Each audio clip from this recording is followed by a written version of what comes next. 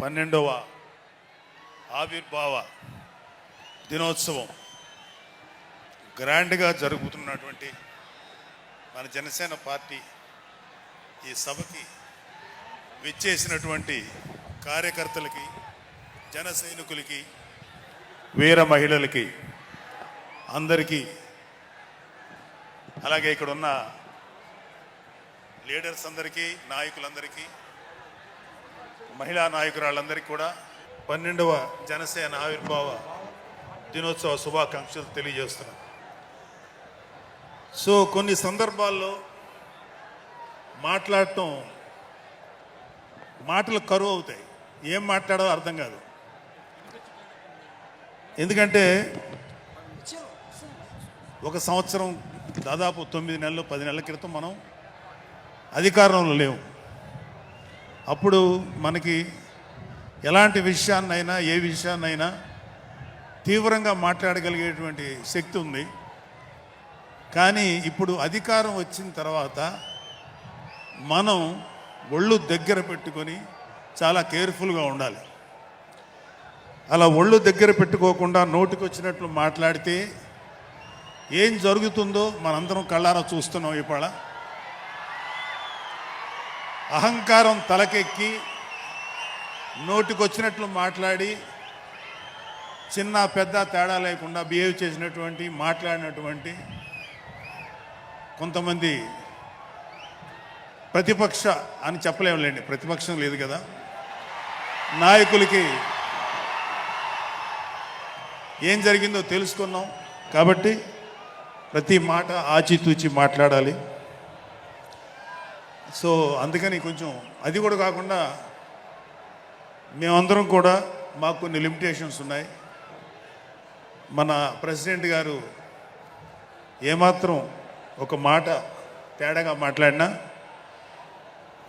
ఒక ఏ విధంగానూ స్పేర్ చేయనటువంటి వ్యక్తి, ఒక డిసిప్లైన్డ్ లీడర్ ఆయన. సో ఆయన ఆధ్వర్యంలో చాలా జాగ్రత్తగా పనిచేస్తాం, జాగ్రత్తగా మాట్లాడతాం. Thank you very much.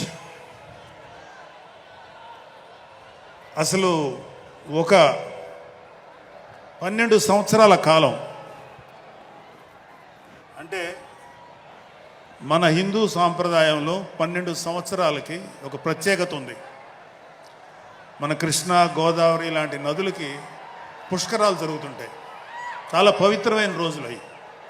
అలాగా మిగతా అన్ని ఆవిర్భావ సభలు ఒక ఎత్తు అయితే ఈ 12వ ఆవిర్భావ సభ ఒక నదికి వచ్చిన పుష్కరాలు ఎంత పవిత్రమైనయో అంత గొప్ప రోజు ఈరోజు. సో ఈ అవకాశం మనకి ఇచ్చినటువంటి పవన్ కళ్యాణ్ గారికి మనం అందరూ సదా కృతజ్ఞులై ఉండాలి. ఇప్పుడు పవన్ కళ్యాణ్ గారు ఆయన సాధించినటువంటి సక్సెస్,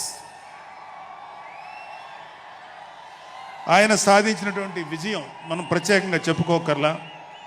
100కి 100% స్ట్రైక్ రేట్ తోటి ఆయన విజయాన్ని, అద్భుతమైన విజయాన్ని సాధించడంతో పాటు అటు రాష్ట్రంలోనూ దేశంలోనూ ప్రభుత్వాలు నిలబెట్టడానికి ఒక వెన్నెముగ్గా నిలిచారు.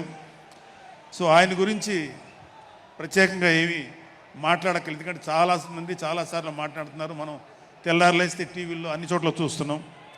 ఆయన తీసుకున్నటువంటి Panchayati Raj, water works, forest department ఎంత ఎఫిషియెంట్గా పనిచేస్తున్నారో, అలాగే మన మినిస్టర్లు తీసుకున్నటువంటి ముఖ్యమైన శాఖలన్నీ కూడా ఎంత ఎఫిషియెంట్గా పనిచేస్తారో మనందరం చూస్తున్నాం. సో స్పెసిఫిక్గా కళ్యాణ్ బాబు గారు ఎంత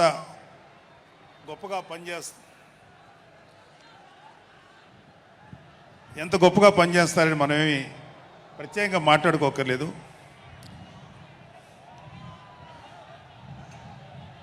సో అయితే ఎన్ని మాట్లాడినా ఒక విషయం అయితే మనం మాట్లాడుకోవాలి. ఒక సినిమా స్క్రిప్ట్ కానీ, ఒక ఉపన్యాసం కానీ, దానికి కొన్ని లక్షణాలు ఉంటాయి. అంటే ప్రతి స్పీచ్లోనూ ఒక హీరో, అంటే ఒక సినిమాకి చెప్పిన ఒక హీరో, ఒక విలను, ఒక హీరోయిన్, ఒక హాస్యగాడు, ఇలా ఉంటారు. సో మనం వైసీపీ హాస్యగాళ్ళ గురించి చెప్పుకోకుండా ఈ స్పీచ్ని ఎండ్ చేయలేం. ఎందుకంటే జగన్ లాంటి హాస్యనటుడు కనే కళల గురించి మీకు చెప్పాలి. ఆయన ఎలక్షన్స్ అయిపోక ముందు నిద్రలోకి వెళ్ళారు. ఇప్పటికి నిద్ర లేవాలి. అప్పుడప్పుడు నిద్రలో లేచి కలవరిస్తుంటారు. మొన్న కూడా ఒక మాట చూశారు. కళ్ళు మూసి తెరిచేలోగా 9 నెలలు అయిపోయినాయి, ఇంకెంత, ఇంకాసారి కళ్ళు మూసి తెరిచేలోపుగా 5 ఏళ్ళు అయిపోతాయి, ఆ తర్వాత అధికారం మాదే అని ఆయన మాట్లాడుతుంటే అంతకన్నా ఏ హాస్యగాడు కూడా అంత అద్భుతంగా చేయలేడు. అంత అద్భుతంగా హాస్యం చూపిస్తున్నారు ఆయన. కానీ ఆయనకి నా సలహా ఏంటంటే, సార్ మీరు నిద్రలోనే ఉండండి, అప్పుడప్పుడు కలవరించండి, తప్పులేదు. ఇంకొక 20-30 ఏళ్ల తర్వాత మీరు కల్లో నుంచి బయటికి రండి, అప్పుడు దాకా మిమ్మల్ని ఎవరు డిస్టర్బ్ చేయరు. ఇది నాకు మనస్ఫూర్తిగా నేను మీకు ఇచ్చే సలహా. మీరు 20 ఏళ్ల తర్వాత మేలుకోండి, ఆ తర్వాత మీ ఇష్టం. మేమైతే 20 ఏళ్ల దాకా మిమ్మల్ని హ్యాపీగా పడుకోమనే సలహా ఇస్తున్నాం. సో ఆంధ్రప్రదేశ్లో పవన్ కళ్యాణ్ గారి యొక్క చొరవతోటి ఏర్పాటైనటువంటి ఈ కూటమి ప్రభుత్వం ఎన్ని చోట్ల ఎంత పెద్ద సక్సెస్ అయిందో, ఎంత 164 సీట్లు సాధించే దిశగా ఆయన ఎంత కష్టపడ్డారో మనందరికీ తెలుసు. అయితే మా అదృష్టం ఏంటంటే ఇక్కడ పిఠాపురంలో జరుగుతుంది కాబట్టి పిఠాపురంలో ఎలక్షన్స్ ఎలా జరిగినాయో ఒక 2 మాటలు చెప్పకపోతే, నేను పిఠాపురంలో పనిచేసి పిఠాపురం అభిమానుల యొక్క అభిమానాన్ని చూరుకున్న పవన్ కళ్యాణ్ గారికి, అలాగే పిఠాపురం యొక్క జనసైనికులకి, పౌరులకి నేను కృతజ్ఞత చూపించినట్టు అవుతుంది. సో వాళ్ళ కోసం ఈ 2 మాటలు మాట్లాడుతున్నాం. సో పవన్ కళ్యాణ్ గారు పిఠాపురంలో మమ్మల్ని పనిచేయమన్నారు.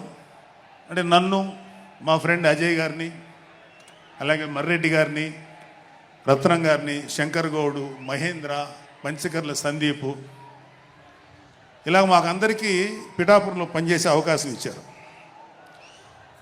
మేము పని మొదలెట్టిన తర్వాత మాకు అర్థమైంది ఏంటంటే, పవన్ కళ్యాణ్ గారికి ఆల్రెడీ ఇక్కడ విజయం ఖరారైంది. మనం ఓన్లీ పని చేస్తున్నట్టుగా ఉండడమే తప్ప మనం కొత్తగా చేయాల్సిన పని ఏమీ లేదు అని చెప్పి నాకు అర్థమైంది. నాకే కాదు మా అందరికీ అర్థమైంది. సో మేము దీన్ని ఎంత గొప్ప అదృష్టంగా తీసుకుంటున్నామంటే, పవన్ కళ్యాణ్ గారు మీరు పని చేసేసేటువంటి మేము ఇక్కడ ఏదో పని చేసాం అనే తృప్తి మాకు ఇవ్వటం కోసం ఆయన మమ్మల్ని అపాయింట్ చేశారు తప్ప ఆయన గెలుస్తారన్నది, ఆయన అఖండ విజయం సాధిస్తారని ఆయనకు ముందే తెలుసు. కానీ ఆ సాటిస్ఫాక్షన్ మాకు ఇవ్వటం కోసం మాకు ఈ అవకాశం ఇచ్చారు. అయితే అది మా అదృష్టంగానే ఫీల్ అవుతున్నాం. చంద్రుడికో నూలు పోగులాగా ఆయన పడిన కష్టానికి ఒక చిన్న పని చేసామనే తృప్తి అయితే మాత్రం మాకు నిజంగానే ఉంది. అయితే ఇక్కడ పిఠాపురంలో పవన్ కళ్యాణ్ గారు అఖండ విజయం సాధించడానికి 2 ఫ్యాక్టర్స్, 2 ఇంపార్టెంట్ ఫ్యాక్టర్స్. ఒకటి మన ప్రెసిడెంట్ జనసేనాని పవన్ కళ్యాణ్ గారు అయితే, రెండో ఫ్యాక్టర్, నాటి వ్యక్తి ఫ్యాక్టర్, పిఠాపురం జనసైనికులు, పిఠాపురం పౌరులు, పిఠాపురం ఓటర్స్. వీళ్ళిద్దరూ లేకపోతే మేము ఏమి చేసినా ఏం ఉపయోగం లేదు. సో మాలో ఇంకెవరైనా సరే పవన్ కళ్యాణ్ గారి విజయానికి నేనే దోహదపడ్డాను అని ఎవరన్నా అనుకుంటే అది వారి కర్మ, అంతకంటే ఏం చేయలేం. సో ఇక్కడ మన ప్రెసిడెంట్ పవన్ కళ్యాణ్ గారికి ఆయన గురించి చెప్పడానికి ఒక ఇంపార్టెంట్ విషయం చెప్పాలి. అది ఏంటంటే, మొన్న ఈ మధ్యన మా అమ్మగారితో మాట్లాడుతున్నప్పుడు మా కళ్యాణ్ బాబు గురించి ఒక మాట వచ్చింది. యాక్చువల్గా ఇక్కడ నేను ఒక అన్నగా మాట్లాడకూడదు, కానీ నేను ఒక పార్టీ జనరల్ సెక్రటరీగా మాట్లాడాల్సి వచ్చినా కూడా ఒక అన్నగా ఈ ఒక్క విషయం నేను చొరవ తీసుకుని మాట్లాడాలి. సో మా అమ్మని అడిగాను. అంటే ఆవిడ నాతో చాలా ఫ్రెండ్లీగా ఉంటుంది. ఆవిడని అడిగా, ఏదో మాటల్లో వచ్చింది, అమ్మ మమ్మల్ని అంటే ఏ తల్లి అయినా ఒక ఆడతల్లి ఒక ఒక స్త్రీమూర్తి బిడ్డను కనేటప్పుడు చాలా నొప్పులు పడుతుంది. అది ఒక పునర్జన్మ అంటారు. అలాంటిది నేను మా అమ్మని అడిగా, నేను పుట్టినప్పుడు ఏమన్నా పెయిన్స్ అనుభవించావమ్మా అని. మా అమ్మ అంది, నువ్వు పుట్టినప్పుడు నేను అనుభవించిన పెయిన్స్ భూమి మీద ఆడది అనుభవించలేదు, అంత కష్టం పెట్టేవాడిని. అది మా అమ్మ చెప్పింది నా గురించి. సరే కళ్యాణ్ బాబు ఎలాగా అన్న. గొప్ప విషయం అంటే నేను షాక్ అయ్యా. వాడు పుట్టినప్పుడు నాకు పెయిన్ అనేది కొంచెం కూడా తెలియలేదురా, అలాగా నాకు పెయిన్ లేకుండా పెయిన్ ఇవ్వకుండా పుట్టాడు. ఈ విషయం నేను కొంచెం షాక్ అయ్యా. అదేంటమ్మా కనీసం పెయిన్స్ ఉంటాయి కదా, ఏమోరా నాకు ఏమాత్రం పెయిన్ తెలియకుండా పుట్టాడని. సో నేను ఏమంటానంటే, పుట్టేటప్పుడు కన్న తల్లికి కూడా ఏమాత్రం నొప్పి బాధ ఇవ్వకుండా పుట్టిన పవన్ కళ్యాణ్ లాంటోడు, అలాంటి నాయకుడు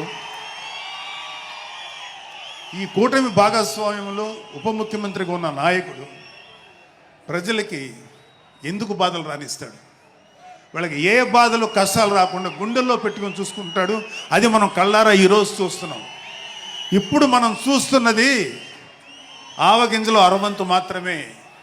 కూటమి భాగస్వామ్యంలో పవన్ కళ్యాణ్ గారి భాగస్వామ్యంలో జరుగుతున్న కూటమి ప్రభుత్వం పరిపాలన ఆవగింజలు అరశాతమే. ఇంకా చాలా ఉంది.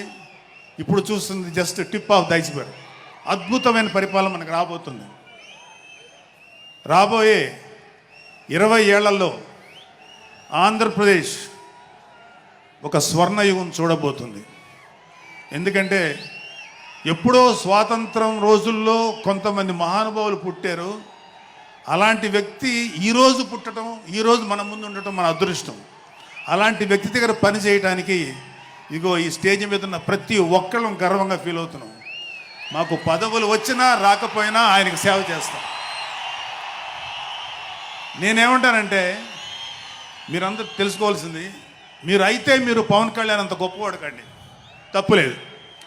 రాకపోతే అంతకు అవ్వలేకపోతే ఒక గొప్పవాడికి అనుచరుడిగా మారండి, ఏదైనా మంచిదే. నేను ఆ పని చేశాను. రెండో పని, పవన్ కళ్యాణ్ గారు అంత గొప్పగా నేను అయ్యే దమ్ము లేదు, కానీ ఆయనకి అనుచరుడిగా మాత్రం నాకు అవకాశం ఇచ్చారు. అది నేను చాలా సంతోషపడతాను.